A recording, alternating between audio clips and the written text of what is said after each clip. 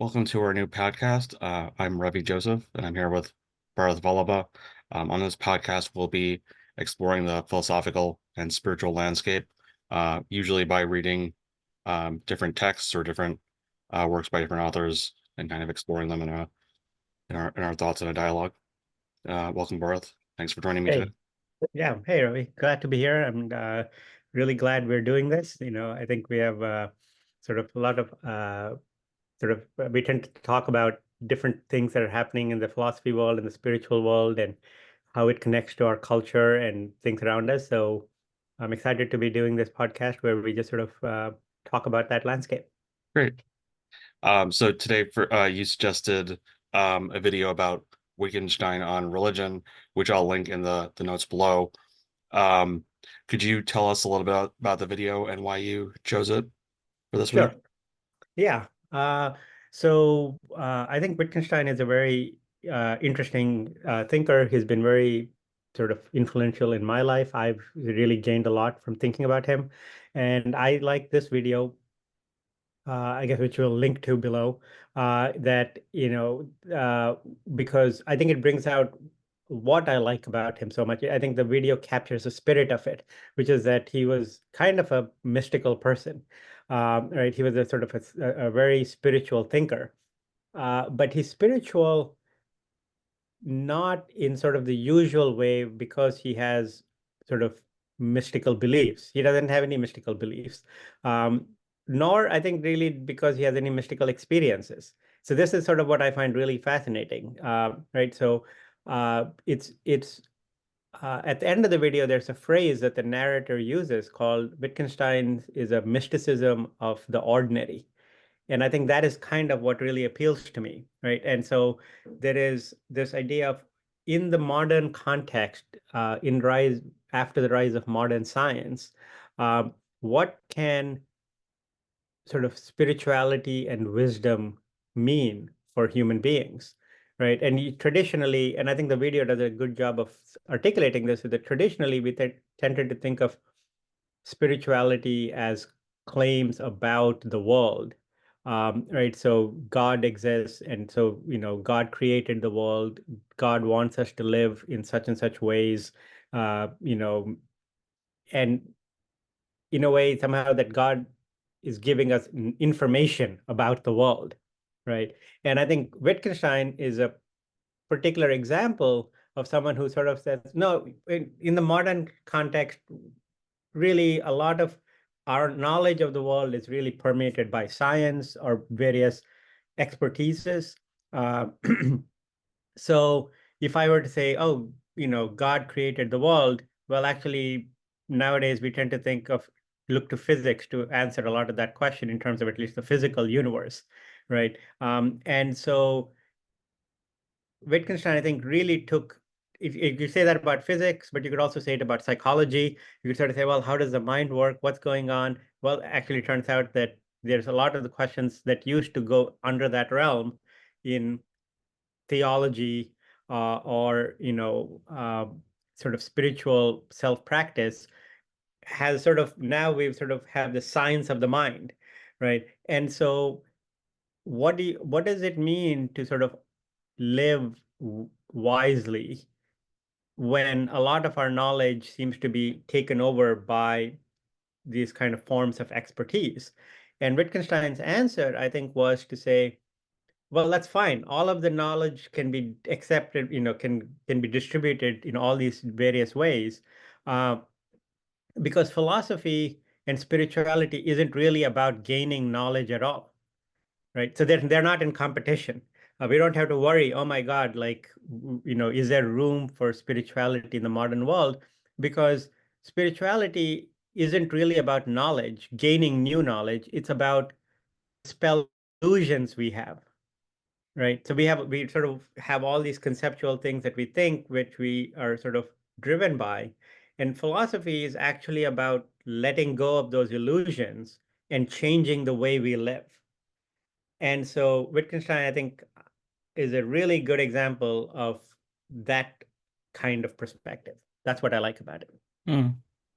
Um, yeah, interesting points there. I think So there's a number of places we could go with this, but just to start on one of your first points you brought up about this idea of the mysticism of the ordinary, and I think there is a sense um in which this can be a valuable idea, like just seeing through the ordinary world to some spiritual dimension beyond it, or just seeing that dimension within the confines, or within the experience that you're actually having.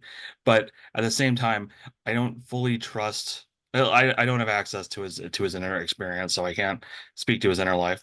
Um, but based on at least the information that was shared in the video, I don't necessarily trust um, uh, that that he is talking about those kinds of experiences. Like Sri Aurobindo, you're most influenced by Wittgenstein, and I'm most influenced by Sri Aurobindo. So he talks about the ananda or bliss that permeates the just the base experience of existence that's usually kind of clouded over by our normal experience. So we kind of take for granted the ananda that's kind of underlying or burbling under our normal experience, but it's there if we come into contact with it. So I don't get a sense that Wittgenstein is talking about, there is this underlying bliss that we can tap into, or even necessarily that he's talking about the idea that the Buddhists talk about, where, you kind of go through this meditative process and then you return back to the same moments, and it's kind of exactly the same, except there's this wonderful realization that's changed everything. Um, the impression that I got, and again, I can't speak to his inner life, but the impression that I got was that it's more about this kind of platit platitude idea of like, oh, well, it's a really nice day outside, and I'm grateful for that, and everything is just as it is, and that's fine. Um, Right. so, I mean, not to denigrate that kind of sentiment, because it's a poetic sentiment in its own right, um, but I think that points to this distinction between the ordinary versus the mundane. Yes.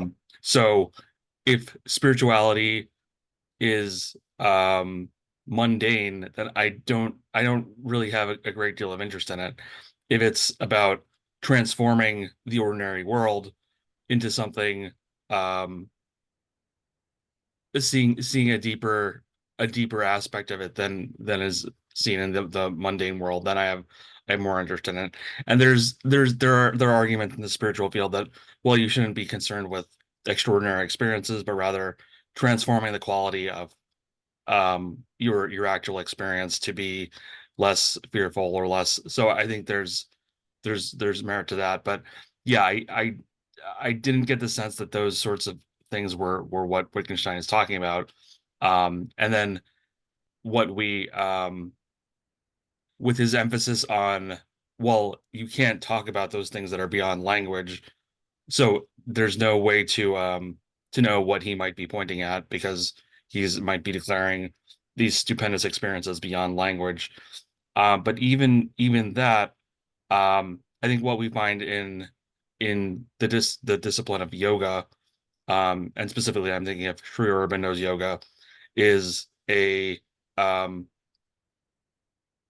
kind of this uh psychological spiritual vocabulary, this very precise vocabulary deployed to kind of categorize a, a vast field of spiritual experiences at a pretty specific level. So where Wittgenstein might say, "Oh, well, we can't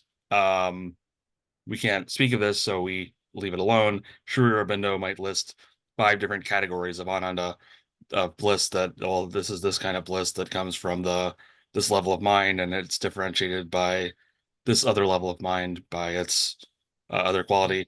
Um, Right. so there's more of an attempt in my mind to kind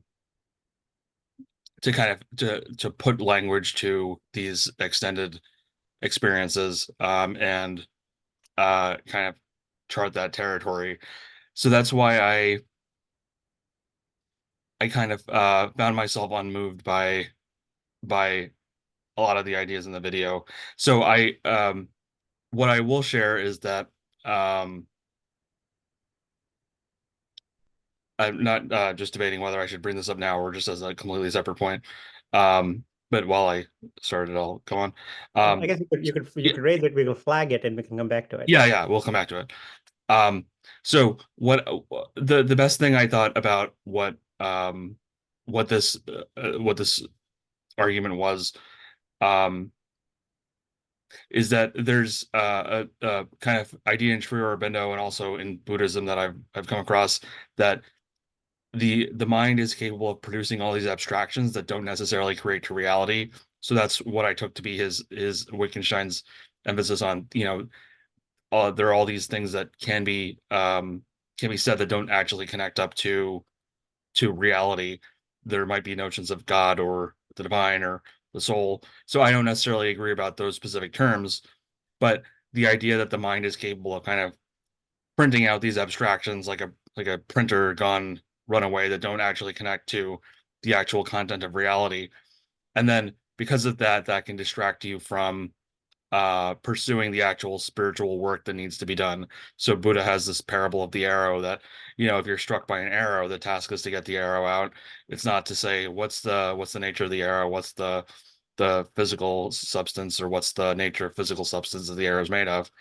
And Sri Aurobindo has a letter similarly where he talks to a disciple about, you could have a million different philosophical questions, but they're not going to actually help you in the task of yoga, um, which is to transform your consciousness in these specific ways. And your blockage is actually probably this, that you're being egoic in this particular way, and not that you need to answer all these philosophical questions. So I think that's the overlap. What I would say between maybe the way I would tend to view things and this idea is brought up in Wittgenstein. Yes, I think uh, I especially like the second point you're making. I'm really glad you made the first point too about Aurobindo and the different levels of the mind and sort of the contrasting that with the Wittgenstein approach, because I think that's one of the things that I feel makes our conversations to me so interesting, and sort of I think helpful for me, right? Is I think that's a creative tension in our conversation, which I think is really fantastic. And I think it's part of how different ways in which people do think about spirituality, right? Uh, so a couple of things. One is, I think in a way, the two things you said are in tension with each other, I think, because the second thing you said is kind of what I want to say, right? Also, right? It's kind of the response to the first thing was, hey, is this a kind of philosophy? Is Wittgenstein's philosophy a kind of, enjoy the sunset, live in the now, sort of focus on the dishes when you're washing the dishes kind of thing? And I think uh, in a way, not quite. I mean, I think that there's an element to that, but I think so it's not just like, hey, just focus on the ordinary, but it's more like we do get trapped in the abstractions. So a lot of let's say what the mundane, let us say, so there is a kind of everyday mundane, and then sort of a philosophical, a spiritual engagement with the everyday, right? So we can make that distinction where we're sort of normally walking around, doing things in sort of an everyday way, where maybe the beauty of the sunset or the fact that I'm alive or that the fact that the universe exists is not really salient to me. What's salient is sort of the next task I'm doing or the person I'm annoyed with or sort of the stress I'm putting on myself or whatever, all these things that I'm normally functioning in. Part of that normal world that we function in are also these abstractions that we live in, right? So whether it could be a concept of God, it could be, atheism, it could be sort of, you know, democracy, right? A lot of the culture wars, for example, are based on fights we get into because of the concepts we get attached to, right? And so, and it doesn't only have to be culture wars. It's also a lot of our own anxieties that we have as human beings are tied up with, am I being how I should be man, I sure messed that up in my life. Oh no, like, oh no, if I do this, what will happen? Oh no, what will happen? Right. So these are all things that are very normal for us. And I think one of the things that Wittgenstein helps highlight is even though they seem very mundane, really what's driving them are the concepts. Are they're behind all of these anxieties are abstractions about how my life should be, what kind of life is worth living, whether I'm being successful or a failure, whether that other person is being a bad person or an evil person or or an asshole, right? These are concepts that are driving, and these concepts are the abstract ones and the everyday concepts are kind of inseparable. They're all kind of interlinked, right? So it's not like, yes, philosophy concepts aren't really like, you know, quantum mechanics or, you're doing some high-end mathematics. Okay, those concepts don't flood into our everyday life or economics or even, you're not reading Proust or whatever, right? Like, so, but a lot of the philosophy concepts are sort of part of our mind. And I think what Wittgenstein is saying is if we don't get caught in those concepts, if we try to sort of let go of those concepts, then, and that's what normally people think philosophy is or spirituality is. I need to find the right concepts. I need to have the right beliefs, right? I need to know whether God exists. I need to know what is the nature of consciousness. I need to know what is the self, right? And as if the answer to it is, it's like an answer you'd find in a textbook. There's an answer somewhere to that question. And then we keep hunting for the answer. And in the process, we get caught in the concept. So what Wittgenstein is doing, and I think like they say about the Buddha's point about the arrow, and it's like it's a very Taoist point about not getting caught. The Tao is the Tao that can't be named, right? Is in a certain way, if we think the issue isn't which concepts are the right ones for me to have, which beliefs are the right ones for me to have, but that beliefs and concepts are themselves can function as sort of traps, right? So this is why for me Wittgenstein is very interesting, because this kind of point about the trap of the mind is of course a permeating feature of the sort of spiritual teaching, right? I don't know any spiritual teacher who does not say that in some fashion or the other, right? That there is some dimension of the mind that we have to transcend, we have to let go of, right? Now, to me, the part of, like, say, Aurobindo that I find hard to follow is the part where he would sort of say, okay, don't get caught in the everyday mind. You have to get out of the, sort of there is this higher level of consciousness. But then he has these elaborate sort of structures of what are the different levels of consciousness, right? And to me, the question that comes up immediately, and I think this is where I'm coming from the Wittgensteinian perspective, is when Aurobindo is saying that, what kind of knowledge is this supposed to be, right? It's not everyday mundane knowledge, right? Because no, most people don't have that knowledge, right? I mean, we don't know what the fourth level of consciousness is, or what is the supramind, and what are the dimensions of the supramind, and how it relates to the, ordinary mind and the ultimate consciousness. This gradations is not our ordinary realm of knowledge. Well, it's certainly about the mind, but it's not sort of modern psychology, right? So modern psychology isn't illuminating that. So we could say, okay, well, it's this kind of spiritual philosophical knowledge. Okay, but if suppose you don't accept kind of the framework of Aurobindo, like the way, you could be a Christian mystic or you could be a Buddhist mystic, right? You could be a power of now person like Eckhart Tolle, who doesn't have any of those concepts, who's not sort of worried about the sort of different levels of the mind in that way, because that, right? Are are they all missing out on the kind of things that Aurobindo is talking about just because they're not talking about it in those categories, right? And I think I'll just say one more thing before you can respond, before you respond.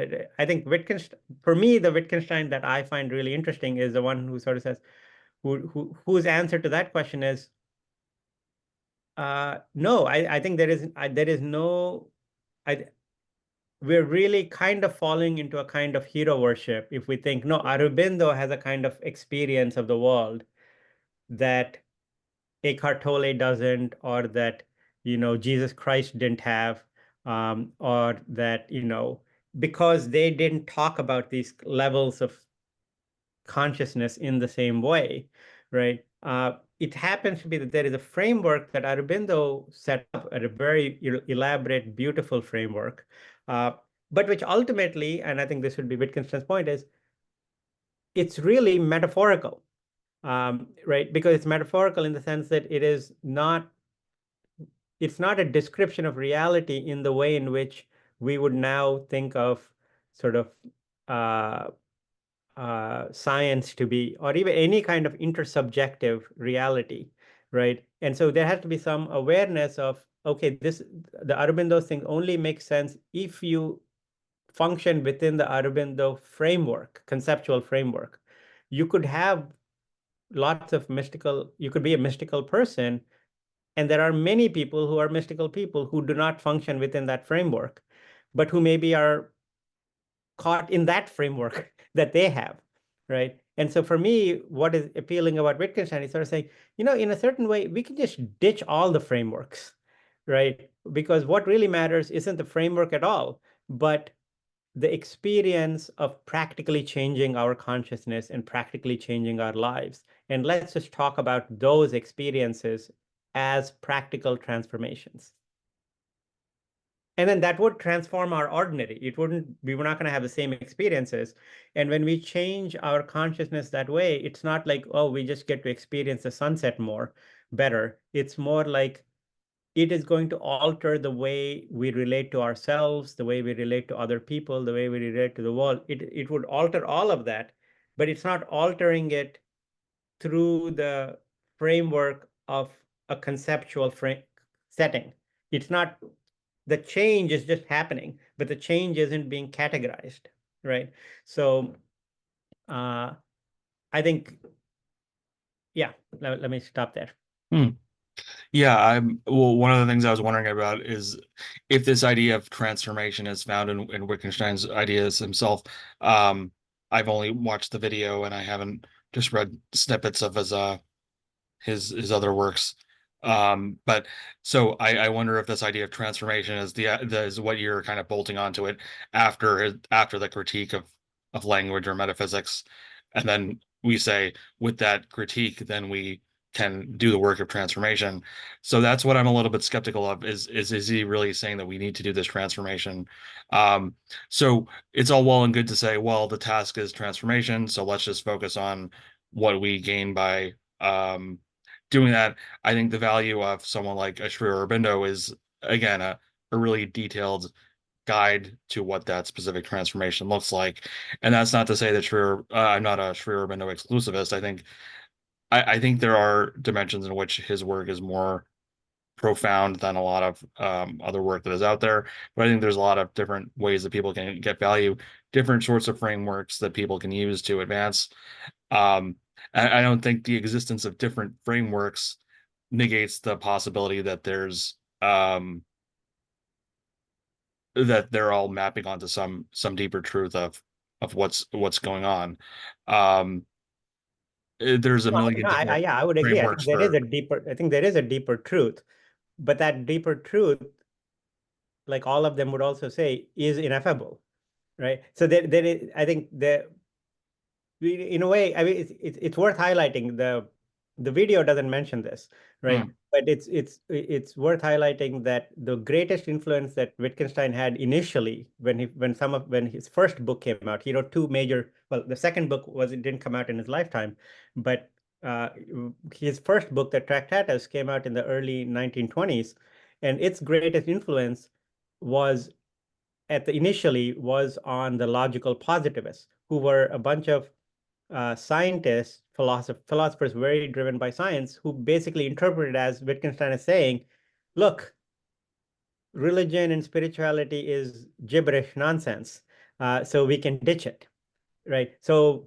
they read Wittgenstein and were like, this is brilliant, right? This is exactly what we're trying to say is, uh, you know, religion is outdated, it's old-fashioned, it tries to make all these claims about the world. Religion is not in a position to make any of these claims. Only science can make these claims. So we should just talk about science, right? And that was the kind of the positivist takeaway. And Wittgenstein hated this interpretation.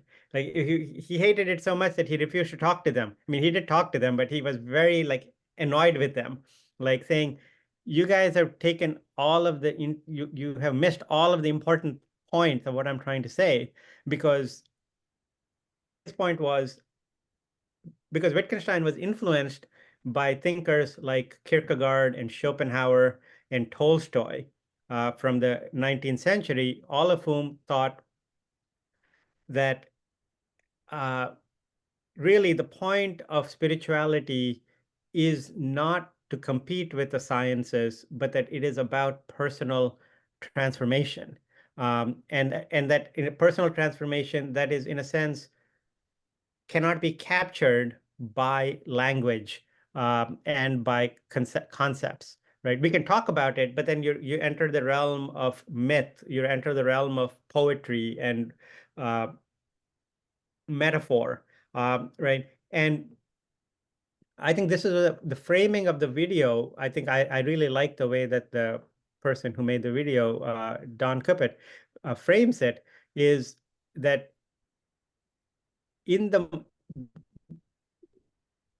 there is a tradition in the West, with people like Pascal and Kierkegaard, Schopenhauer, um, Jung, he mentions, right? All of whom who sort of say, hey, if modern science is the way we find out about the world, right? We find out the nature of the physical world.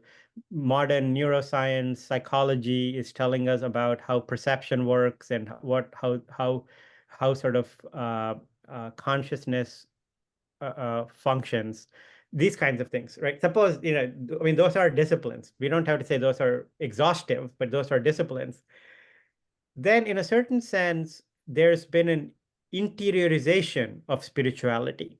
If the outer world is the domain of physics, spirituality cannot compete in that domain by saying, no, no, physics doesn't really explain everything. We need sort of God to explain why the universe exists or how the universe functions, right? Or we need God to tell us how we should be married or how we should be ethical people or whatever, right? And then there's a similar move happens in modernity, which is, no, you don't need God for that. You don't need God to be moral. You don't need God to go around killing people, uh, to say that's wrong. You don't need God to figure out who you should marry or who you should love, right? So there's a certain sense in which in sort of ancient times, mysticism and spirituality were tied up with a great number of things. Like it had a scientific dimension, it had a political dimension, it had a sort of institutional dimension,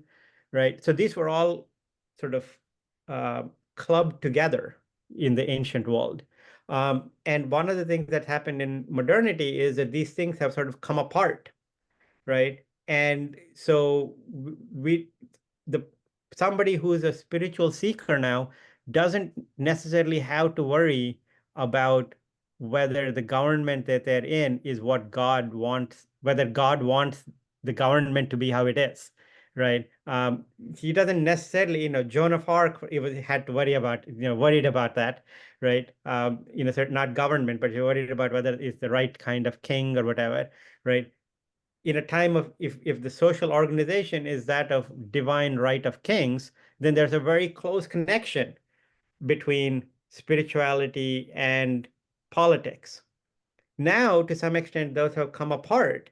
And of course, that's part of the struggle is for many people, they don't want politics to come apart. They want politics to be infused with that same energy, which leads to sort of some of the movements that have come up in the last, I would say not just decades, but I think in the last 100 years. So Wittgenstein is at one extreme of end of this kind of interiorization project, right? Because his point is, yeah, spirituality has absolutely nothing to do with any of these things. Spirituality has nothing to do with science. It has nothing to do with politics. It has nothing to do with sort of social organization. Uh, it is fundamentally about the individual transforming their consciousness and their life in a way that is incredibly uh, sort of their own, right? And the difficulty for, according to Wittgenstein, of the spiritual life is we so want to connect it to all these things. We really wanted to connect it to these things. We really want, I mean, we as a general people normally want to connect it. They want to say, yes, let me tell you how spirituality works, and I'll tell you what I discovered when I had this transformation. And I'm going to tell you about my transformation. And I think you need to experience this transformation for yourself. That impulse to tell and to categorize it for Wittgenstein for him in the modern context, that is basically the eating the apple, right? That is the basic sin that we fall prey to, is that when we want to convert a transformation that we go to, and we try to express that transformation in a way where we think, oh, maybe I can tell the other person what this is really about. And to me, that is, I think Aurobindo is amazing. I found him very inspiring in my life. I think he's clearly one of the greatest philosophers of the 20th century, right? And spiritual thinkers. And that's because I think there's many different ways people can be spiritual. Another spiritual thinker that who I admire a lot is Thomas Merton, who wrote quite a lot about sort of his brand of Christianity, right? And I think Wittgenstein would sort of say it's the same thing about Merton or Aurobindo, right? That's why I say he's at the far extreme of this way of thinking. He's very Taoist. He's kind of almost like, let's not even talk about it, right? Right. And he's sort of like, he's trying to give up on any concepts of it is so individual. Spirituality is so individualized for Wittgenstein that the attempt to try to share it is already a kind of bad faith, right? The bad faith meaning I'm taking that concept bad faith from existentialism, where they sort of say bad faith is when we try to treat ourselves as things rather than as selves who are sort of agential, right? If I sort of think, oh, this is my nature. If I think I have a nature rather than that I am a free individual, that I can choose my own sort of who I will be, they call that bad faith. So I'm kind of saying that for Wittgenstein, our spirituality cannot be turned into a thing, right? We can't turn it into a thing in a physical sense. Like there is no particular way that a spiritual person is going to dress. There is no particular way that a spiritual person is going to eat, right? They're not going to hover on the ground, right? They're not going to be walking on water. Well, if that's true in the physical domain, I think Wittgenstein's point is that's true in the mental domain too. There is no beliefs necessarily that a spiritual person will have. There's no theories necessarily that they will have. They could have any theories. They could have no theories, right? So in a way, spirituality is, we need to sort of divorce it from the mind in that sense, right? But of course, this is complicated because a lot of this now is infused with Wittgenstein's personality. That just happens to be how he was, right? He didn't want to talk about these things, right? So he's kind of caught in a circle where this is not uh, he's not stating an objective truth that we shouldn't talk about these things or that it can't be articulated. I don't think Wittgenstein would say Aurobindo was wrong for having these stages of the mind and articulating his spiritual ideas in that way. I think Wittgenstein would say more like, let us just be aware that that is one way we can frame it. And if it works for you the way it worked for Aurobindo, fantastic, right? But we have to be maybe a little open to the fact that it might not work for you. It might not work for some people, right? And so we have to leave that room there of it might not work for me, but I respect the other person articulating it that way. And I think Wittgenstein's point is that gap is exactly the gap we don't allow when it comes to, say, science or mathematics, right? We don't say, yeah, maybe the square root of 4 is 2 for me, right? Maybe it's 3 for you. We don't do that, right? And I think his point is in the olden days, in the ancient world, religion and mysticism occupied a role like the way mathematics does in the modern world, right? Religion was absolute in that sense. If it was true, it was true for everybody across the board. Now, sure, there might be other people who have other false beliefs, but we would just think they have false beliefs. And for Wittgenstein, if in the modern world, mathematics takes over that way of thinking, science as a process takes over that kind of thing, where we don't just say, oh, you have your understanding of how sort of, the planets work, but I have my understanding of how the planets work, right? We don't do that.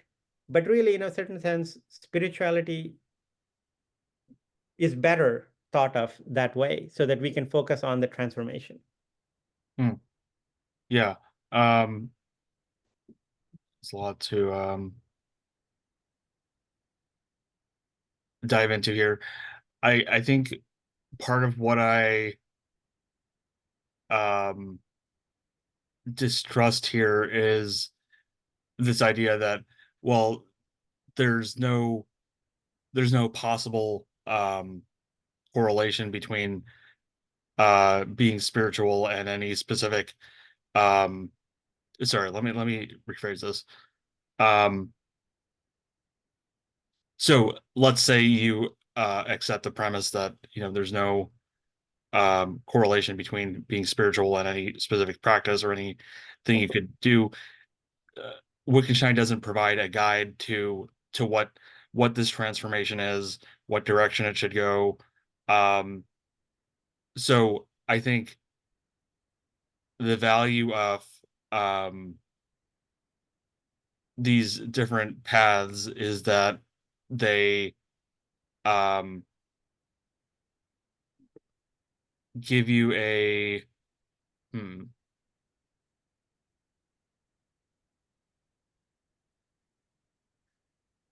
I think without this sort of guide to where you're going or where you're trying to go, there's not really any way of going anywhere. So I think um and without a guide to what you're trying to accomplish, there's not really a reason to do anything in particular. Um so if you are in this Wittgensteinian mode, um so I, completely um abandon any idea that this concept could apply to my inner life, and I try to discover my own concepts. But that's like saying it when you look at the detailed kind of spiritual knowledge that is present in these various spiritual traditions, that's like saying, eh, from the spiritual perspective, it's like saying, uh, I because science is this process that allows us to gain knowledge of the scientific world. That means that I can sit in the jungle in the Amazon and use scientific processes, and that should allow me to discover a jet engine or something like that.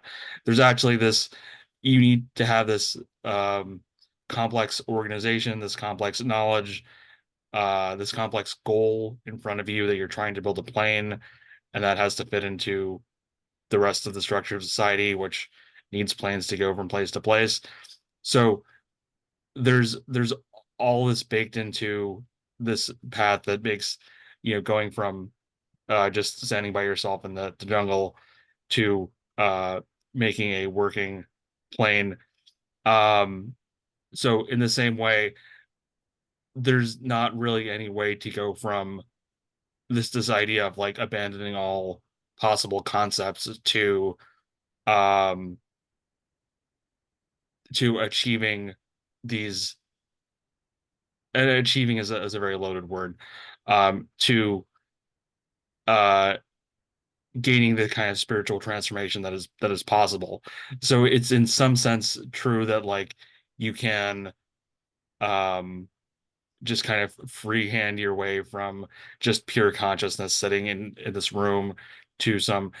I don't think in practice anybody with who's like really on the spiritual path would be able to get from there without any sort of these guides or these practices that come from others, and um to this sort of spiritual transformation that we're looking for. um Even this idea of transformation is I think probably one of these. I think you could apply a Wittgensteinian critique to that, um, because I think transformation in the sense of like psychotherapy might be a very different thing than transformation in the sense of Aurobindo's um, kind of transition of uh, physical matter or something, Right. which is what he's eventually aiming at. And is there anything really that ties these two notions together? I think there is in a sense, um, but without this sort of predefined notion of what transformation is, I don't think there's any way to get to it. And the other thing is that if you are in the consciousness of the kind of mundane scientific uh, perspective, there's not going to be any way that you can actually believe that any sort of real transformation of the kind that many spiritual seekers view as possible and desirable. There's not going to be a way to access that level of transformation. Yeah. So I guess I um am wondering. So I think that the overlap again is this idea that, you know, in practice in the spiritual path, what has to be done is kind of this work um of decluttering the mind of all these Right. judgments. And so that is a point of overlap, I think. Um, but the goal of that overlap of um of where you're trying to go and why you'd undertake that process, I think is a substantial difference that because if you it's like if you don't know that you're trying to get to Los Angeles, then you're never going to be impelled to seek out the map that tells you that you need to get on I-70 or whatever Right. to go to Los Angeles. So if you versus if you have no sort of map, then you're just like, oh well, I'll just wander around Rockville and see what turns up, and that's kind of the equivalence of um Right. of this idea of a framework that helps guide what that transformation is, and this idea that you can completely just like freehand this process of spirituality and not attach any sort of framework or destination or anything to it. I Um, think I think those are really interesting and I think great points. So let me just say to the last thing that mm, in a way, this idea that you need to know that you're going to Los Angeles, um, to to buy the plane ticket, you get ready to go to the airport. It gives you a map, right? mm, It sort of tells you, okay, you're gonna get to Los Angeles. Here are the 10 things you need to do in between to get to Los Angeles, right? I think not only Wittgenstein, but I think pretty much every spiritual thinker would agree that that is not how spirituality works. That is the great temptation of how we want it to work. We want it to work like it is something that we know there's a destination, nirvana, or absolute consciousness, or bliss. We think that these concepts mean something, like Los Angeles means something. We think there's a temptation to think that these things are latching on to something. And I think this one of the reasons why I resonate with Wittgenstein is that I think he's a very, to me, right? I mean, this part I should mention. I think this could be also partly a personality thing, right? I think that's part of how these things work. So these are not like, hey, everybody go out there and you need to have this Wittgensteinian view. I think they're spiritual personalities, and I think I am very drawn to Wittgenstein's spiritual personality because it's similar to my spiritual personality, right? So I'm just sort of I'm trying to articulate that spiritual personality, right? That one of the things that I like about Wittgenstein is that he tries to stay very close to what it is actually like to feel totally confused about life, right? Like to feel totally confused about the meaning of life and whether it has any meaning or whether my life has any particular meaning. The starting point, not the starting point, let's say, but how that feels is like, where the hell am I trying to go? Right? And where is this magical Los Angeles of the spiritual realm? Right? Does it even exist? Right? How do we talk about something that is supposed to be in an alternate dimension of our lives? Right? The reason why the Los Angeles thing is such a great analogy to think about is because that makes sense to our mind because it functions in a physical world which we comprehend and which we move in, right? I'm in, DC. I'm trying to get to Los Angeles. I can imagine all the steps in between. I can imagine what I'm going to do in the plane and all of this kind of stuff. And part of, I think, Wittgenstein's point is, and this is not an objection to Aurobindo per se, right? This is not an objection to Aurobindo's views. I don't think Wittgenstein knew Aurobindo, but as somebody who really admires Aurobindo, I would say, look, I mean, I suspect Aurobindo would agree with a lot of the stuff that's being said. I don't think Aurobindo would say, yes, I've given you the map for how to get there to Los Angeles. Go, right? I think that's not at all what Aurobindo believes. So it is one's each person's spiritual task to try to figure out what is their own Los Angeles to try to get to, right? And what even getting there looks like. Now, so how that functions, you know, so to me, Wittgenstein in some ways is the modern everyday person who's kind of like, is there a Los Angeles to get to? Like, does it even exist? Like, what is going on here, right? And that to me is important because there might be people, like I grew up in a family of my grandfather and my mother were very sort of devout sort of followers of Aurobindo, right? And for them, Aurobindo and the mother were Los Angeles, right? They are the cornerstones. You follow that. They are the guideposts of what you live your life, right? And I have no problem with that, right? Aurobindo never became a guidepost like that for me, right? Nor the mother, right? Nobody did. So for me, so I have no problem with anybody for whom it does play that role because I fully trust the mother and I fully trust Aurobindo's philosophy. Not only trust, I admire their philosophy enough to know that they are basically trying to get people on some personal path of their growth that is not about hero worship of them as people, right? They don't need Wittgenstein or Kierkegaard to tell them, hey, don't get trapped in the trappings of religion or spirituality or spiritual materialism or whatever. Aurobindo and the mother were very, very well aware of the problems of spiritual materialism and how we want to convert spirituality into a team sport, right? So they don't need me or Wittgenstein to make that point. But for me, I function in a world in which I don't have anybody like that I actually latch onto, right? Should I have somebody like that? I tried for many years. It didn't stick, right? And so I was sort of like, no, I'm done with that. I'm not going to have anybody like that in my life. That may be why Wittgenstein works for me, right? Because it's kind of like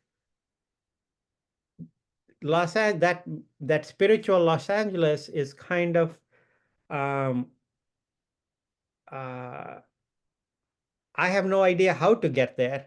What I do know, and I think this is Wittgenstein's point, is that I have a lot of ideas in my mind about what that Los Angeles might be and what I need to do to get there, right?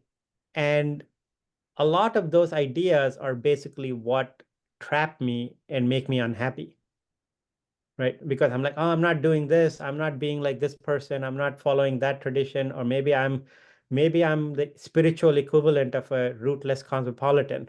I'm totally unmoored and completely sort of disconnected. And I've put a lot of pressure on myself about that, right? Maybe I need to be rooted. Like that's my problem, right? And in a certain sense, Wittgenstein's point is, and why I find him soothing, is he sort of says, no, rootlessness is the human condition. That spirituality isn't something that will give you uh, roots in that sense. It will make you comfortable with being rootless, right? And it's like this great line from the movie Lawrence of Arabia, where Lawrence, the character, is, putting out fire. He lights a match and then puts out the fire. And the guy next to him is like, "Oh my God, how are you doing that? That's like really so amazing." Like, he keeps doing it. And he said, "Doesn't it hurt?" And Lawrence says, "Well, of course it hurts." So he says, "What's the trick then? How are you able to do it?" And Lawrence says, "Well, the trick is to not mind that it hurts." Right. So the idea being, and I think I always thought of that as like, that's a very spiritual point, right? Because the point isn't that life isn't going to suck and hurt, but the point is somehow how do we make peace with that hurt? That there is, right? And I think in a way that is sort of, to me, the essence of spirituality is heaven is not of this world, right? There is not going to be a point of where we're going to be like somehow being in bliss doesn't mean not having back pain or not having hunger or feeling alienated from one's community sometimes, or all these other things that are part of our human life. All of that is going to be happening in our life. But the spiritual Los Angeles is somehow how to not mind it so much, right? How to be somehow okay with it, with the pain, how to be okay with that spiritual pain, right? And so this is how I think of spirit. Wittgenstein is really basically like a secular spiritualist, right? He's sort of taking the spiritual points of ancient times, and he kind of takes out all of the religious language out of it. He takes out all of the mystical framework out of it, right? And he's sort of just like, look, you could be as modern as you want. Give up all of those things that don't work for you. But if you think that you're going to be happy because, hey, I gave up religion, I must be modern and I can be happy, which I think is what he took the positivist to be saying, is like, that's just not true because people are still miserable, right? We've given up religion and we live lives of science. People are more depressed. People aren't less depressed, right? And that's not a reason to go back to religion or to go back, hold on to these spiritual frameworks.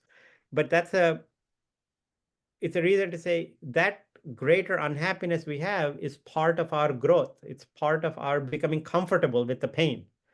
So we are becoming more conscious of our pains so that we can become more comfortable with them. And for that, you really don't need any of these.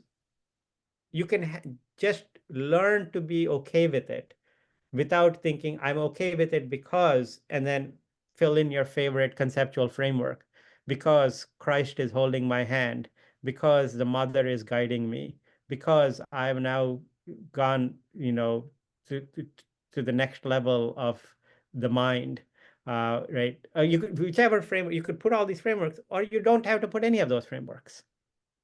Right. But what you have to do is deal with that desert of the soul within you, which makes you think, which makes everybody think, maybe there is no Los Angeles. Or maybe there is, and the other people are getting there. And I'm the one who is not getting there, and we have to confront that. And Wittgenstein's point wasn't, oh, you just give them up and then you'll be happy. His point was, it is so hard to give them up, right? He struggled his whole life. He'd always say, I am stuck in them. I want to give them up, but giving them up is the battle because they are so much a part of who we are that they're nothing, it's nothing short of like actually trying to change from within.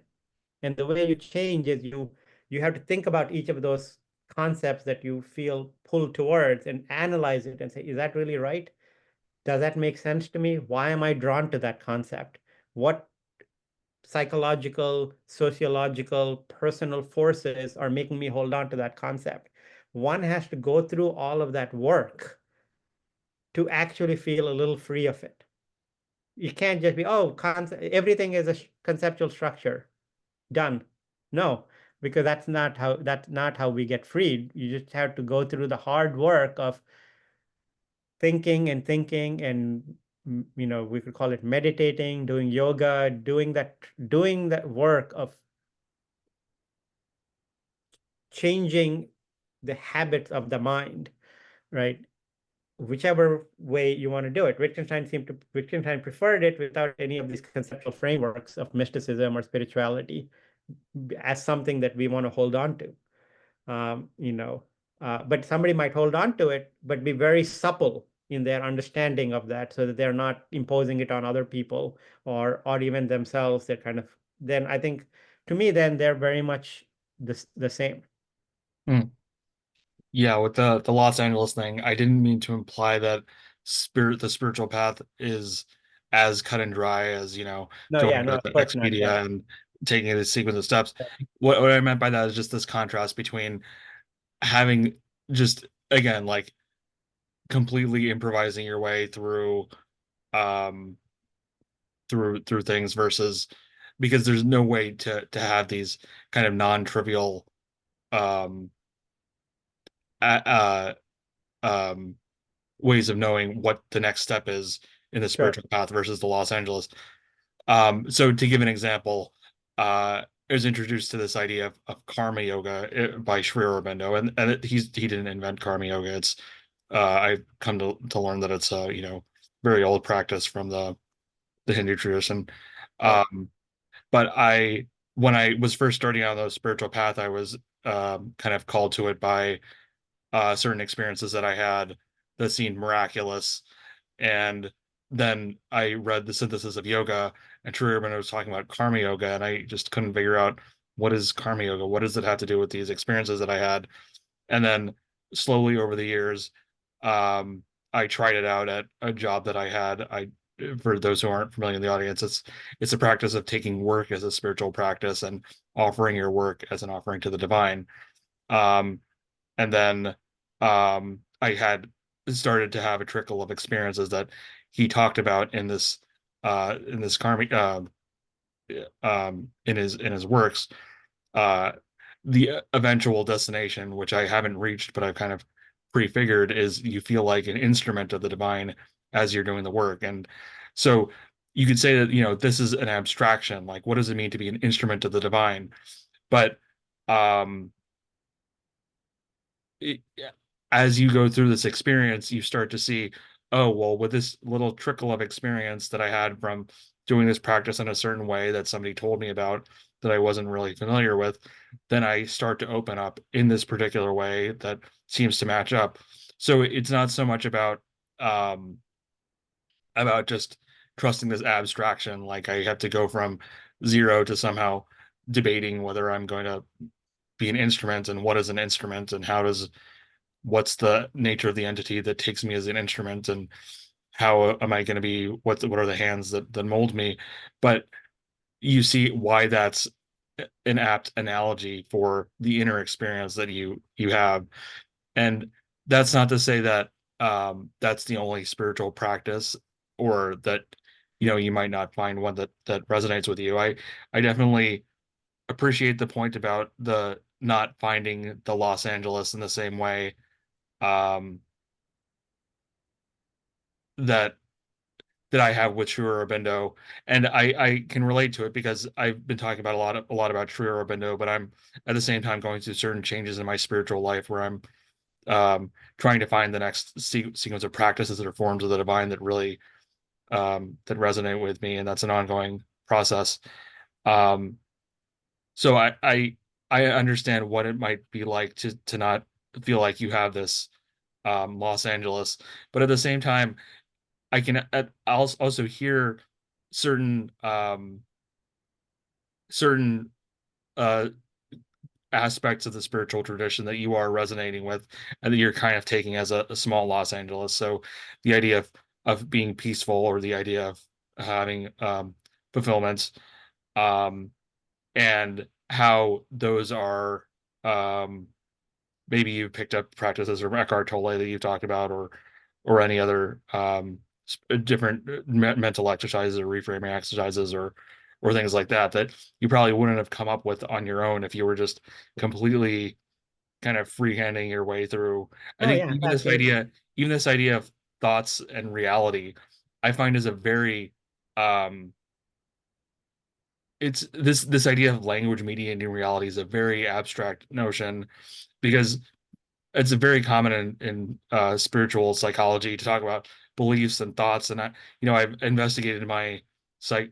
I really have never been able to isolate thoughts that lead to emotions or anything like that.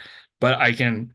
It's a very structured way of viewing your psychology that I don't really resonate with. But I can see it when people um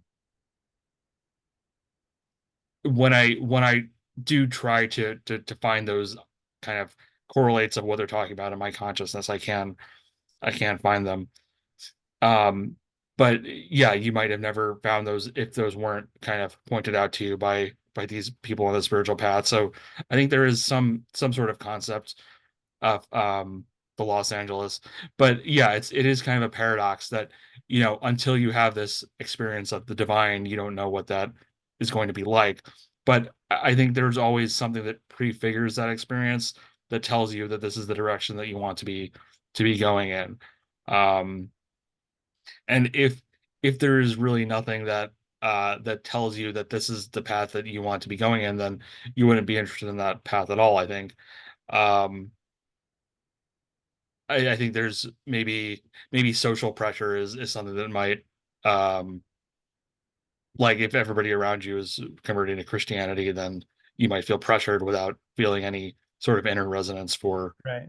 um for Christ or I anything mean, like it's worth emphasizing that I think a lot of what you I think the role that maybe to some extent Aurobindo has played in your life, I think Wittgenstein has played in mine, that. right? So it's not, I think Wittgenstein also had certain, I mean, for him, philosophical reflection was that activity. It's kind of like the meditation or the yoga, right? Is you sort of the analysis that you do of trying to understand your own concepts. I mean, he thought Wittgenstein called it therapeutic philosophy, right? So it was meant to be a kind of therapy that one does for oneself to sort of achieve a kind of peace, right? And maybe it's worth highlighting one similarity between Aurobindo and Wittgenstein, since we've been talking about some of the differences.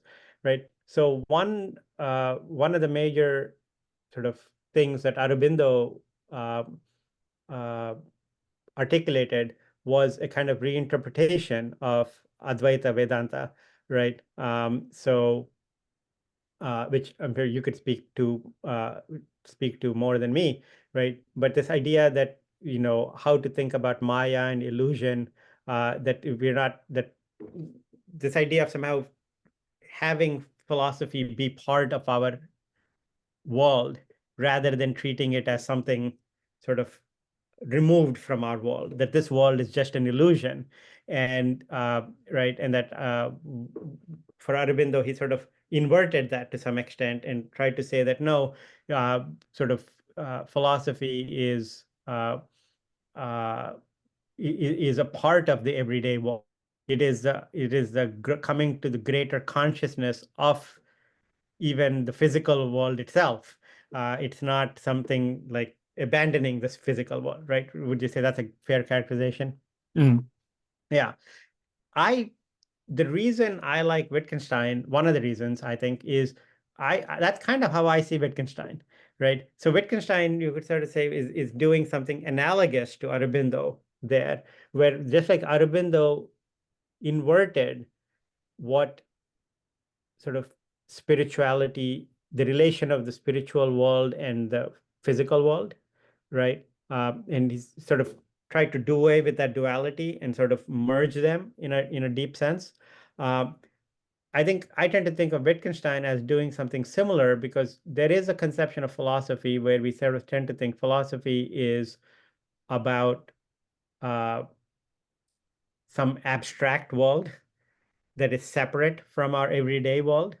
It's kind of the realm of we could call it's a Platonic picture, right? So Plato had the picture of there is sort of our everyday world of the senses and the body and so forth that we're sort of that is the world of illusion, right? So this is actually Plato is very much analogous to what we can call it the Shankara picture of Maya, right? For Plato, this every all of this world is an illusion, and but the real world is the world of forms out above, not above, right? Somewhere in an non-physical realm of pure forms.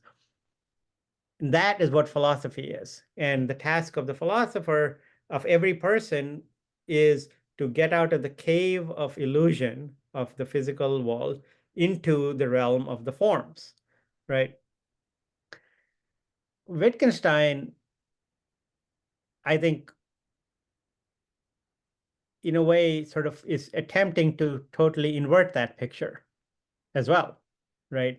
And in this regard, he is also similar to, we don't get into here, but it's kind of similar to Heidegger, right? This idea that no, we are sort of in this everyday world, we are embedded in this world.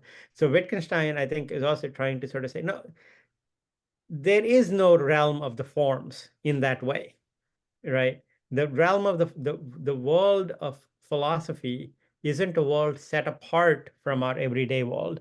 And not only it's also not set apart from the world of science and what it's not like there is everyday world science and then philosophy has its own kind of way of understanding the world. It gives us special knowledge of that. That's actually the view that Wittgenstein was most critical of. Like somebody like Bertrand Russell, who was his teacher, I think had a view where philosophy gives us knowledge of the most abstract dimensions of the world. So science gives us sort of particular knowledge of particular things. But like physics gives knowledge of the physical parts, economics gives knowledge of the economic features of the world. But philosophy gives knowledge of the most abstract features of the world, of knowledge of what is a thing and what is a concept and what is a human being. These concepts, which are most abstract, that's what the philosopher knows, right? And so that was kind of the 20th century version of Platonism. Still to say, oh, there are these abstract concepts, and those abstract concepts is what the philosopher is latching onto, right? And Wittgenstein response was, no, there is no land of concepts in that way, which the philosopher can get to know. Rather, philosophy is embedded in our day-to-day practical lives, right? We're not trying to get out of our practical lives. We're trying to find our way into our practical lives, but with a new consciousness, right? We want to sort of infuse our everyday world of washing dishes and dealing with family members and colleagues and neighbors and our own, it could be our own stresses and depression and our physical ailments and all of these things that we deal with, our sense of meaninglessness or meaningfulness, all of these things. How do we get all of that infused with philosophy, right? And I think in a certain way, this is a real similarity between Aurobindo and Wittgenstein, right? I think Wittgenstein is sort of his approach of doing this inversion was to sort of say the reason why the Platonic thing is resonant is because Plato actually thought of philosophy. Plato didn't make a real distinction between philosophy and science. Back then, there was no distinction between philosophy and science. So then by the time 2000 years later, Russell has this picture of philosophy as the most abstract science. What Russell is basically doing is saying, yes, science is the right way of knowing the world. And so philosophy is a kind of science, right? And that's what Wittgenstein wants to reject. He says, no, philosophy is not like science at all, right? We're not going to just make it more abstract. Oh, it gives us more abstract knowledge of the world. No, philosophy is actually incredibly personal, and personal in the sense of we're trying to transform our ways of thinking and our ways of living and our minds. And in that sense, uh, uh, Wittgenstein is kind of doing a kind of conceptual psychotherapy. For him, that's what philosophy ends up becoming, right? It's not knowledge of the world because it is a kind of therapy, right? And so this is a sense in which he's clearly post-Freudian, right? And Wittgenstein, and was also in Vienna. That's where he was born, like Freud, and he grew up in a milieu where Freud was super influential. He was not a big fan of Freud's views per se, but I think that idea of therapy was something that really was very influential. And he kind of fused those two things. He fused sort of the rise of modern science that was also happening in Germany at that time, in Austria, and with also all these other modernist features like sort of psychoanalysis, and sort of said, that is what spiritual life can also be like for the modern world. It doesn't have to be, I'm giving you special knowledge of the world. It could just be you're really sort of just trying to transform yourself, but not in the Freudian sense, which is sort of dealing with psychology, as a science, supposedly, right? And which is maybe ultimately trying to make you a good bourgeois person, is what it looks like, right? But that spirituality is about transforming yourself at an even deeper level than what Freudian analysis is getting at, right? It's sort of Freudian analysis maybe dealing with some of the deep, but still compared to spirituality, not deep enough personal transformation, right? So in that sense, Wittgenstein is actually very similar to somebody like Viktor Frankl, who has this book, I forget the title of it, but he was this existential psychoanalyst. He'd been in one of the concentration camps and sort of tried, gave wrote a very powerful book about how sort of you can sort of say yes to life even in that context, and that without trivializing, obviously, the absolute horror of the Holocaust, let alone his experience of it. And that kind of the idea that you could still have this kind of existential yes, but to actually say that with all of the psychological things that he must be going through, while he was there. It was a kind of like existential psychoanalysis. So Wittgenstein was kind of like that, except he was doing it through concepts. He was sort of saying, okay, what is our concept of God? Why does the concept of God grip us so much? What is it that we want out when we want nirvana? What is this concept of nirvana? How does it function? How do we normally use it in our day-to-day life? Why did the concept of nirvana become so important to me when I was young, right? All of these questions, which we might treat as not relevant to our spiritual life because we just want to actually achieve nirvana, right? Wittgenstein is kind of saying, well, maybe the way that I'm holding on to the concept of nirvana is actually one of the stumbling blocks to get there, to actually figure it out. So I have to maybe think more about where these concepts are coming from. Why am I so attached to them? What is going on? As a way to sort of dive into them to then get into this sort of other dimension, other form of consciousness, which can infuse my everyday life, right? And so in that sense, I think Wittgenstein and Aurobindo, just like everybody else, people have to use the concepts and the traditions that are at hand for them, you know. And I think Wittgenstein was using the sort of the latest ideas of his time and his place to sort of try to think through, get to the spiritual realm within himself. And I think Aurobindo was doing something similar in taking sort of his frameworks that he knew of, connecting that to a more older Advaita framework, reinterpreting it for 20th century Indian context, Hindu context, right? While having that nonetheless be a kind of global perspective as well, right? And sort of he was doing the same thing. So I think so there are real differences in their pictures and their models, but they are trying to do something similar, which is almost like, what does spirituality for a modern 20th century and for us now 21st century can it look like? It cannot look simply like people figured some things out 2000 years ago. I just need to follow that, right? It's not going to look like that. We have to make it our own time somehow. And Aurobindo's philosophy was fundamentally based on this is why he's probably the greatest Hindu philosopher of the 20th century in terms of the influence on how Hinduism is interpreted, because he was actually able to transform Hinduism, just like Vivekananda did. He modernized it in an important way. That transformation is crucial, and I think Wittgenstein is trying to transform our understanding of philosophy also in the light of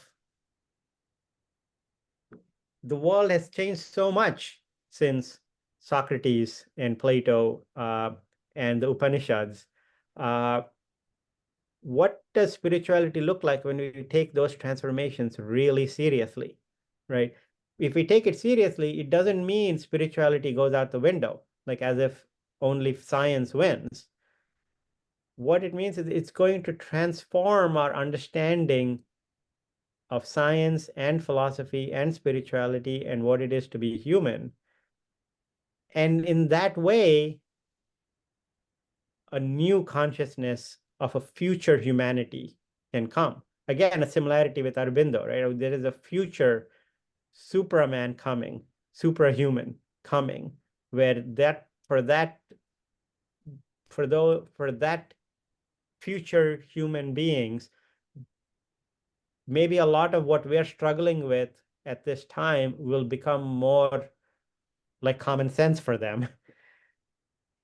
And they'll be reaching out even further in their consciousness for further stages.